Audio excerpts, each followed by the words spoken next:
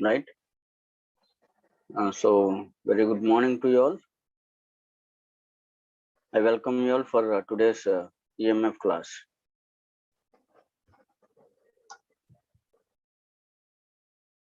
So try to attend the class in time from next class onwards. Exactly at the time I will start the class. Even though 2 to 3 students were present, I will start the class. Right? So in my last class, I have discussed about the Gauss law. Right? So what is Gauss law and the point form of Gauss law, integral form of Gauss law that I have discussed. And Gauss law is also called as Maxwell's first equation, right? And so what is the differential form, point form or differential form? Differential form of Gauss law, del dot D is equal to rho V, right? Del dot or divergence of D or delta dot D is equal to rho V, and where rho V is volume charge density. And delta dot D can be expressed in all the coordinate systems, right? Cartesian coordinate system, cylindrical coordinate system, and spherical coordinate system, like this. So these are the three equations, right? So equation 1 is the Cartesian coordinate system, equation 2 is the cylindrical coordinate system, and equation 3 in terms of spherical coordinate system, right? And you need to remember all those equations, right? But remembering all those equations is somewhat complex, right? And is difficult to understand, right? And difficult to remember those equations. So that is the reason why I have given one a simple equation, right? Simple equation in terms of H1, H2, H3, UVW, so that just remembering this equation and this table, right? So you can write the delta dot D in whatever the form you want, right? And after that, I have done some related problems.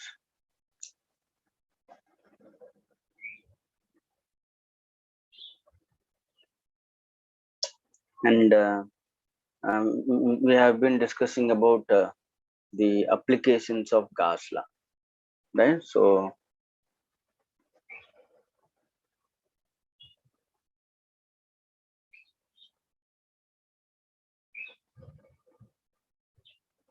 today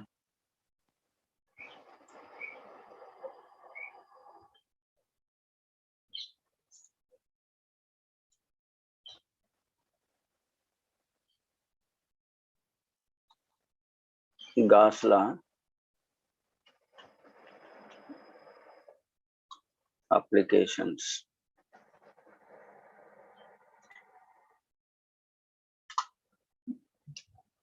right? So let us discuss about Gauss law applications, right? Earlier we have derived three equations, right? Determining electric field with respect to different charge distributions. So as we know that electric field due to a point charge is given by E is equal to Q by 4 pi epsilon naught R square AR bar, and this is with respect to point charge, right? Electric field due to point charge. And similarly, E bar is equal to rho L by 2 pi epsilon naught rho A rho bar, and this is with respect to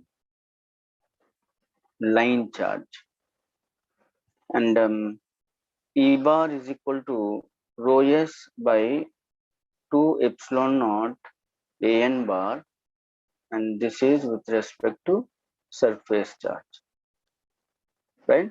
So these three important equations we have derived from Coulomb's law, right? From Coulomb's law, we have derived this,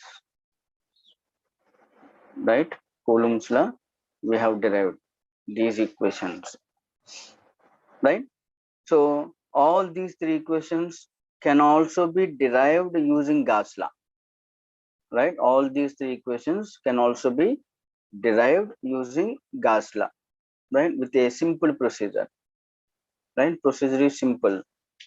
Using Gauss law, the procedure is very simple, right? We can easily derive these three equations using Gauss law, right? But if we want to use Gauss law to derive electric field, it should satisfy certain conditions. In my last class also I have given those conditions, right? So in order to apply Gauss law, first of all, we need to assume a Gaussian surface, right? We need to assume a Gaussian surface.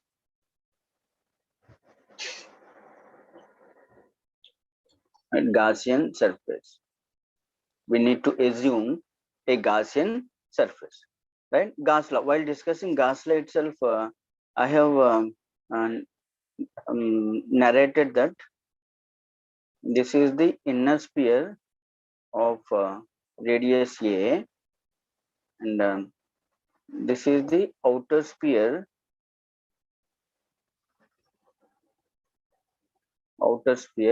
of radius B, right? Inner sphere and outer sphere, and they are separated by a dielectric material, right?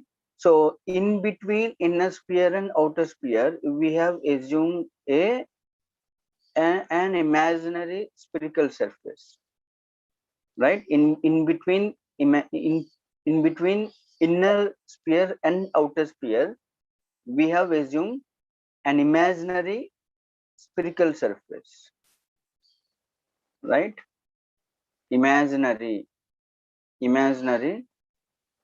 spherical surface, and which is called Gaussian surface, which is called Gaussian surface, right? So Gaussian surface is an imaginary surface, right? Gaussian surface is an imaginary surface.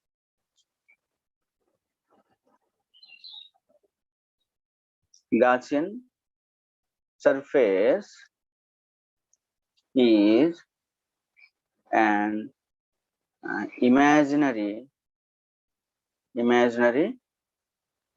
surface, right? Gaussian surface is an imaginary surface, right? So here only thing is we need to learn what type of Gaussian surface we need to assume, right? What type of Gaussian surface we need to assume, right? So to assume Gaussian surface, it should satisfy the following two conditions. One is field should be uniform on the Gaussian surface, right? Field should be uniform on the Gaussian surface. And second one, field should be normal to the Gaussian surface, right? Field should be uniform, and field should be normal, right? Field should be uniform, and field should be normal. Uniform and normal. You just remember these two terms, uniform and normal, right? So here, for a spherical surface, right? For a spherical surface, and charge is Q, right? And as we know that the electric flux lines will flow like this, outward, all the directions outward, right? All the directions outward, and the flux lines are normal to the surface, right? The flux lines are normal to the surface. So therefore, for this kind of charge distribution, we assume spherical surface as Gaussian surface, right? We assume spherical surface as Gaussian surface, right? So assuming spherical surface as Gaussian surface, we can say that even on the Gaussian surface, the field is normal, right? Even on the Gaussian surface, the field is normal. Field in the sense flux lines, right? So field is normal on the Gaussian surface, and is perpendicular, right? Is perpendicular to the Gaussian surface. Field is perpendicular to the Gaussian surface, right? And if point charge, if we have point charge, right? If we have point charge, what type of Gaussian surface we can assume? For a point charge also, we can assume spherical surface as Gaussian surface, right? We can assume spherical surface as Gaussian surface, even for point charge distribution. So for spherical charge distribution, we assume sphere as Gaussian surface. For a point charge, we assume sphere as Gaussian surface. Why? Because as we know that the electric field with respect to point charge is this, right? Like this, the electric field flows like this. Electric flux lines will direct outward like this, everywhere away from the point, right? Everywhere away from the point, and um, it is also normal to the surface which we have assumed. Here we have assumed spherical surface, so therefore all the flux lines are covered, all the flux lines are passing through the sphere.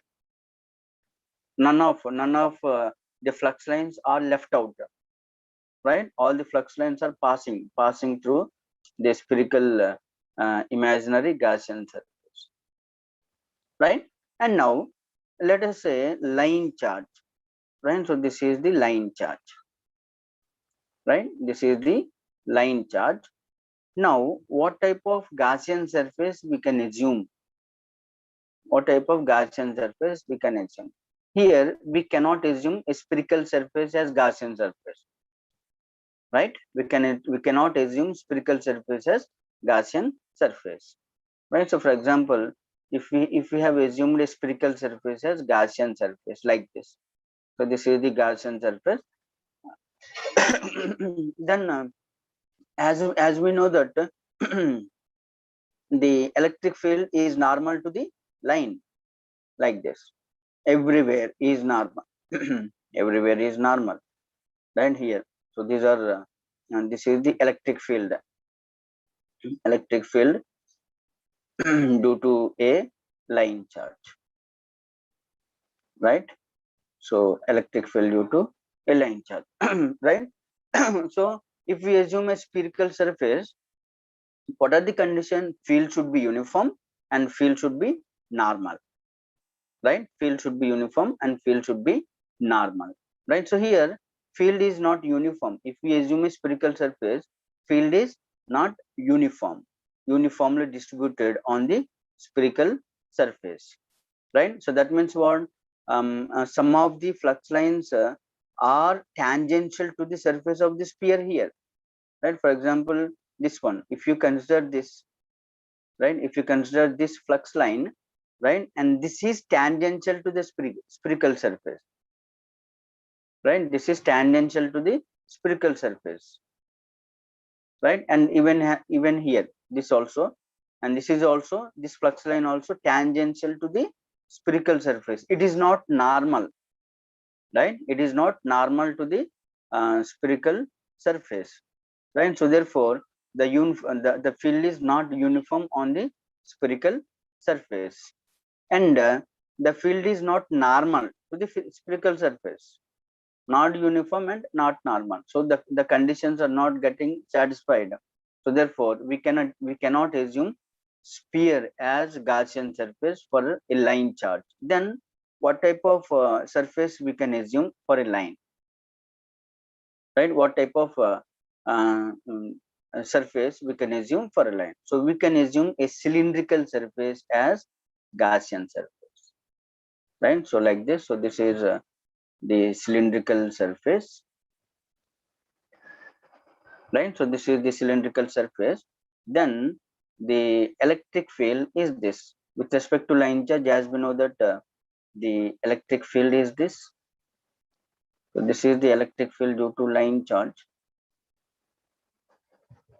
Everywhere it is electric field due to line charge, right? So therefore, from this we can say that all the electric flux lines are perpendicular to the surface of the cylinder, right? Here all the flux lines are perpendicular, all the flux lines are covered, right? All the flux lines are covered by the cylindrical surface. None of the flux lines are left out, right? So therefore we can say that the field is uniform, right? Uniformly distributed, right? On the surface of the cylinder, and the flux lines are perpendicular, right? Flux lines are perpendicular to the surface of the cylinder. Here all the flux lines are perpendicular, right? So therefore we can assume a cylindrical surface, right? Cylindrical surface as a Gaussian surface, right? So and similarly a surface charge, let us consider a surface charge, right? So let us say this is a surface charge, right? Disk charge, in other words, disk, right? Disk charge, right? Plane,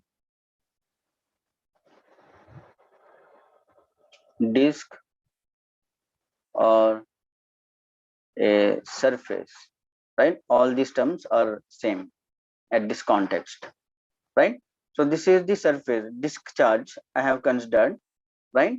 And as we know that the electric field is normal to the surface, right? Electric field is normal to the surface, right? Even downward also, in all directions it is normal to the surface, right? It is normal to the surface, right?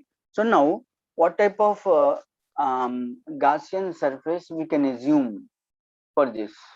So for this type of charge distribution, we can assume a cylindrical, again here a cylindrical Gaussian surface we can assume. A cylindrical Gaussian surface we can assume, right? So here also a cylindrical Gaussian surface we can assume, because all the fields here, the fields like this flows through and here you just remember that cylindrical surface in the sense what it contains three surfaces. Cylinder, it contains three surfaces, right? Sides, top and bottom, right? Sides, top and bottom. So electric field should be uniform, either to sides or top or bottom, right? And it should be normal to either sides or top and bottom, right? So here if we consider disk charge, the flux lines are passing through the top, right? Top of a cylinder. All the flux lines are passing through the top surface of a cylinder, and similarly the lower side also, all the flux lines are passing through the bottom surface, right? Bottom surface of the cylinder, right? So therefore cylindrical surface, right? Cylindrical surface is assumed as a Gaussian surface for surface charge, right? So therefore for point charge, right? um, for point charge distribution, For point charge, we assume sphere, right? We assume sphere as Gaussian surface, and for spherical charge also. For spherical charge, we assume sphere as Gaussian surface, and for line charge, we assume cylindrical Gaussian surface, right? And for surface charge, for surface charge, we assume cylindrical surface, right? So just remember these things. For point charge and spherical charge distribution, sphere is assumed as a Gaussian surface. For line charge and surface charge, cylindrical surface is assumed as a Gaussian surface, right? So now coming to the applications, right? Applications of Gauss law. Let us take first one,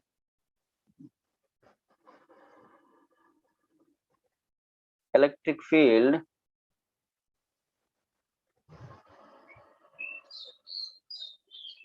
due to a point charge. Electric field due to a point charge. So let us determine electric field due to a point charge. So as we know that electric field due to a point charge, that we have determined from Coulomb's law, Q by 4 pi epsilon naught r square AR bar, right? So this is the expression for electric field due to a point charge, right? So now the same expression we will derive using Gauss law, right? Using Gauss law, and let us say this is x-axis as usual, y-axis, and z-axis. A point charge at the origin. So let us say this is a point charge Q, right? This is a point charge Q, right? So as per the procedure, using Gauss law, right? So we need to assume Gaussian surface, right? Using Gauss law, we need to assume Gaussian surface. For a point charge, what type of Gaussian surface you will assume?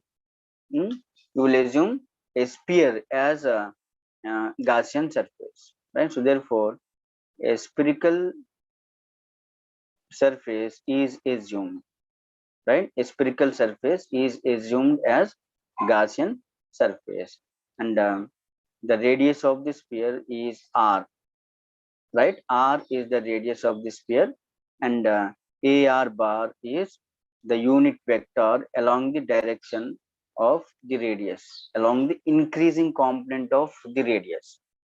So radius increases like this, so therefore AR bar is this, right? So therefore, from Gauss law, right? From Gauss law, so what is Gauss law?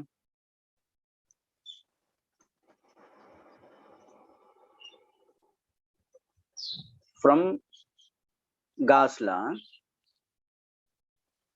Xi is equal to Q, right? So this is Gauss law, right? Xi is equal to Q, and let us say this is equation 1, where Xi is equal to surface integral d dot ds,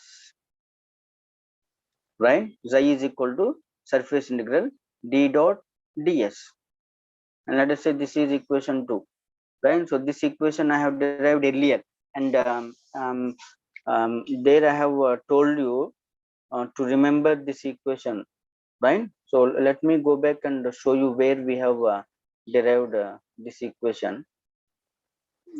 Here it is.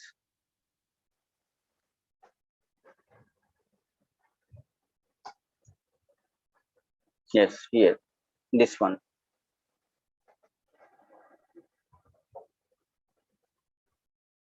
in this one, right? Equation 1, right? So equation 1, you can see on the screen equation 1, right? So here at this point I have defined xi is equal to surface integral d dot ds, right? So this equation I have taken, right?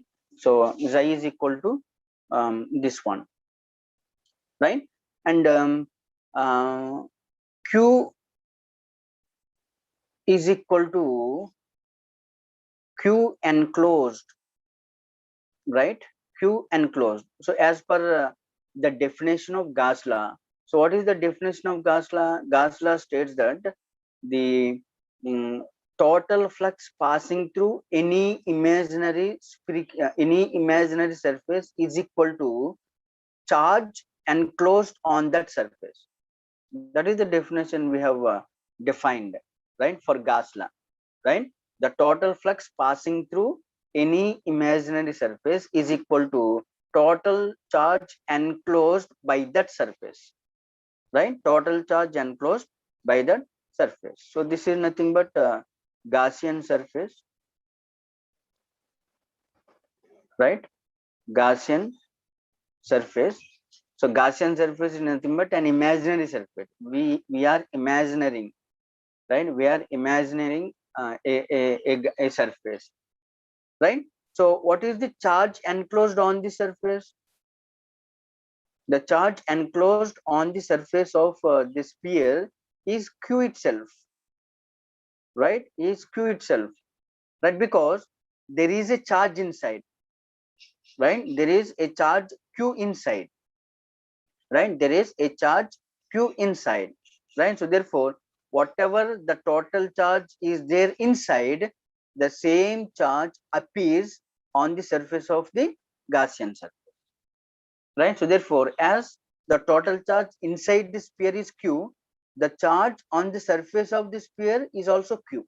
So therefore, q enclosed is q, right? So let us say here we will write q enclosed, right? Q enclosed, right? So q enclosed is q,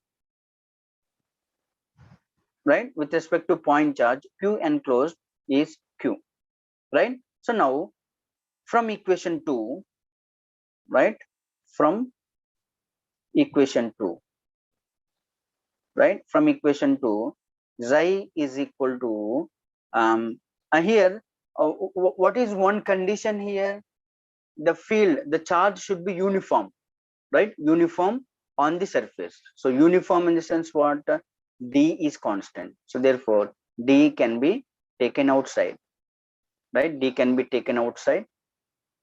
So therefore, surface integral ds. So therefore, surface integral ds is nothing but area, right? Surface integral ds is nothing but area, right? Just a minute,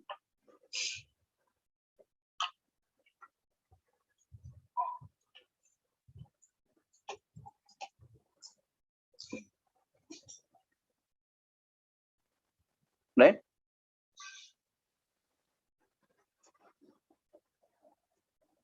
Mm,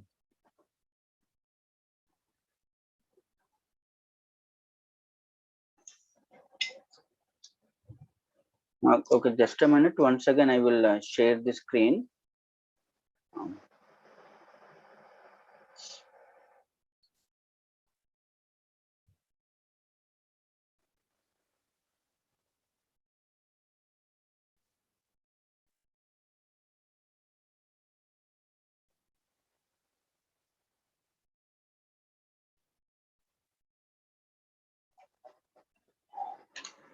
right?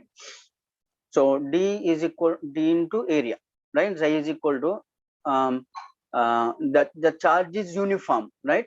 The charge is uniform on the surface. So therefore, D can be taken outside the integration, and we have this, and this is nothing but area, right? Area, right? So this is equal to area of what?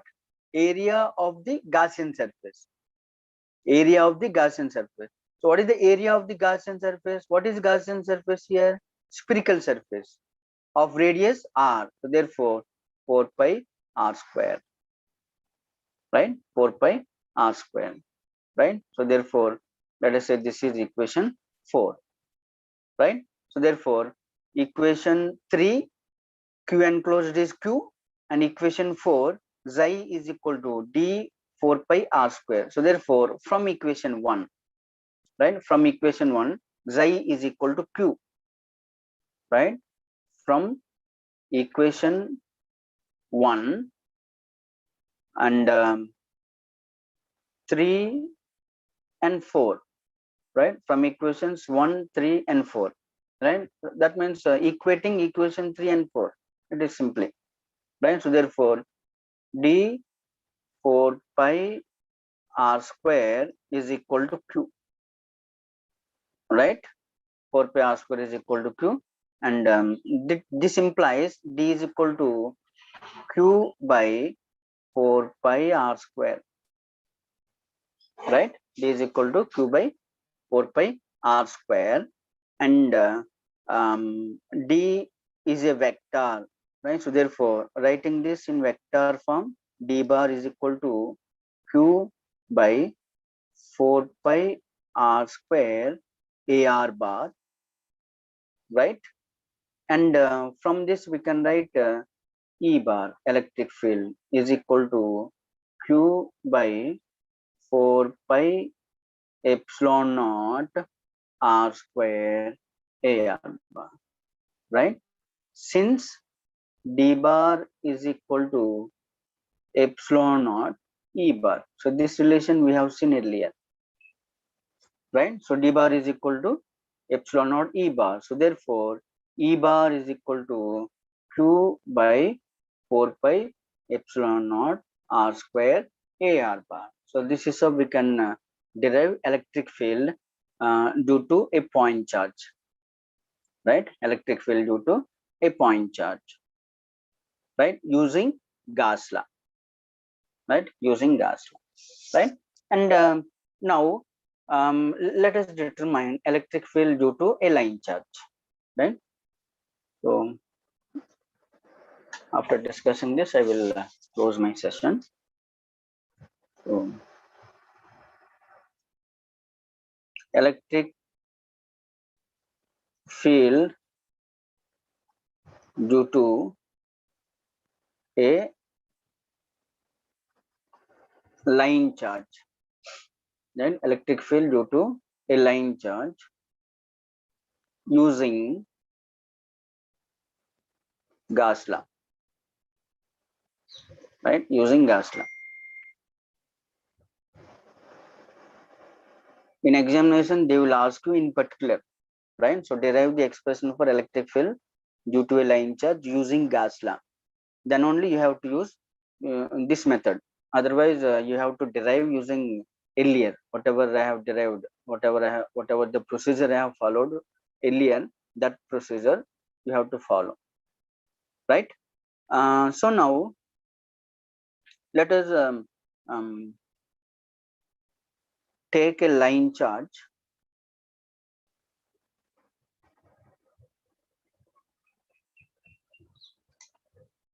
x-axis, y-axis, and z-axis, right? And let us consider a line charge on z-axis, right? Let us consider a line charge on z-axis, right? So this is the line charge I'm considering on z-axis, right? Line charge I'm considering on z-axis, right? So of length L, right? Of length L, right? So now in order to determine electric field using Gauss law, we need to assume Gaussian surface, right? We need to assume Gaussian surface.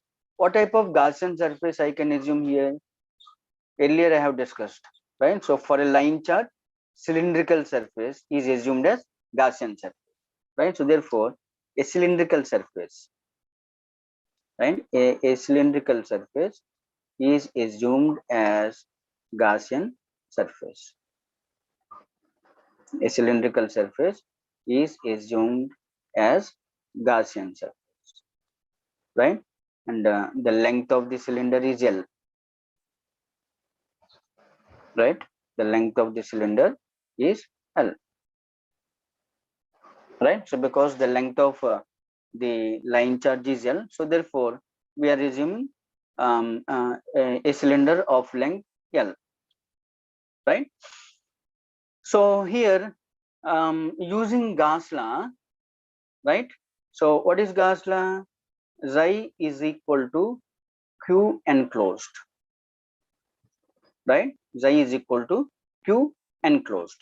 And here we have assumed a line charge along z-axis, and rho L is the line charge density, right? Rho L is the line charge density. So from Gauss law, Xi is equal to Q enclosed, and let us say this is equation 1, right? Where Q enclosed, Q enclosed. Now what is Q enclosed here? What is the charge enclosed by the cylindrical surface? What is the charge enclosed by the cylindrical surface? Is equal to line integral rho L dl, right? Q enclosed is line integral rho L dl. Earlier, long back we have discussed, right? Field due to different charge distribution, right? For a point charge, Q enclosed is Q. You just remember, for a point charge above, just before this we have discussed, right? For a point charge, Q enclosed is Q, right? And for a line charge, Q is equal to line integral rho L dl. For surface charge, Q is equal to surface integral rho S ds, right? Surface integral rho S ds, right? And for volume charge, volume integral rho V dV, right? So therefore here Q enclosed is this one, right? And as we know that we are using Gauss law in the sense field is uniform, right? Field is uniform. So therefore rho L can be taken outside the integral, right? Rho L can be taken outside the integral. So therefore line integral dl. So line integral dl is nothing but length, right? It is nothing but length, right? So therefore rho L into L, right? Rho L into L, and let us say this is equation 2, right? So line integral dl is nothing but length, right? Length of the Gaussian cylinder, right? Length of the Gaussian cylinder is L, right? So therefore rho L into L, equation 2, right? So similarly xi is equal to surface integral d dot ds, right? Surface integral d dot ds, right? And this is equal to uniform charge. Uniform charge in the sense d can be taken outside, right? D can be taken outside, right? And integral surface integral ds, right? Surface integral ds. And here let us say the radius of the cylinder is rho, right? Rho is the radius of the cylinder. Rho L is different, rho is different, right? Please make a note. Rho L is line charge density, rho is radius of the cylinder, right? Rho is radius of the cylinder, right? So uniform charge d can be taken outside the integration, and surface integral ds. What is surface integral ds? Surface integral ds is area, right? Surface integral ds is area. So therefore d into area of the Gaussian surface. What type of Gaussian surface we have assumed here? Cylindrical Gaussian surface. So therefore area of the cylinder. So what is the area of the cylinder? 2 pi rho into L is the area, right? Area of the cylinder. 2 pi rho. 2 pi rho is the circumference. Rho is the radius of the cylinder. So therefore, circumference. What is the circumference? 2 pi rho. Multiplied with length, you will get area. Right? Multiplied with length, you will get area. So therefore, 2 pi rho L. Right? 2 pi rho L is the area of the cylinder. Right? So therefore, this is equation 3. Right? So therefore, from equation 1, xi is equal to Q enclosed. Right? Xi is equal to Q enclosed. Right? So therefore, equating equation 2 and 3. Right? Equating equations 2 and 3, we will get equation 2 is equal to equation 3, right? From Gauss law, right? So therefore, d 2 pi rho L is equal to rho L into L, right? So L and L will get cancelled. On both sides, we have L. L and L will get cancelled, and we have d is equal to rho L by 2 pi rho, right? And d is a vector, so therefore d bar is equal to rho L by 2 pi rho a rho bar, right? So a rho bar is this because rho is the radius, therefore the radius increases, right? Like this. So this is a rho bar along the increasing component, right? A rho bar, right?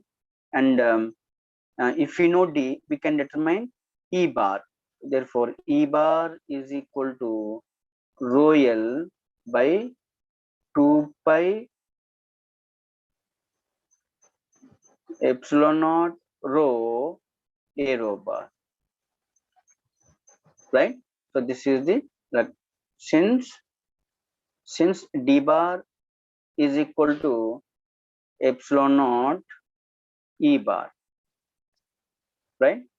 So this is the expression for electric field due to a line charge, right? So therefore, this is the procedure, very simple, right? So we have see how many steps here we have, right? Not more than 6 steps, right? Within 6 steps, we got the electric field due to a line charge using Gauss law, right? Using Gauss law, right? So only thing is here we will determine, using Gauss law we will determine Q enclosed, right? We will determine what is Q enclosed and what is psi, right? Using this equation, Q enclosed for line charge is line integral rho L dl, and xi is surface integral ds, right? Surface integral ds. And equating these two, you will get electric field, right? So this is a very simple procedure to determine electric field due to a line charge, right? So earlier we have derived electric field due to a line charge. What is that procedure?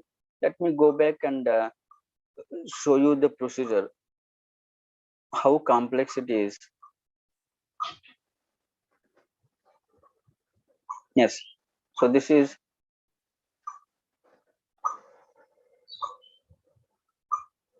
the procedure, right? So electric field due to a line charge, right? So this is the procedure which we have followed earlier using Coulomb's law. This is the procedure. These are all the steps which we have followed to derive electric field. See how many steps we have written. This is the entire this one, right? So this is how we have derived electric field due to a line charge using Gauss law, right? So this is the entire procedure.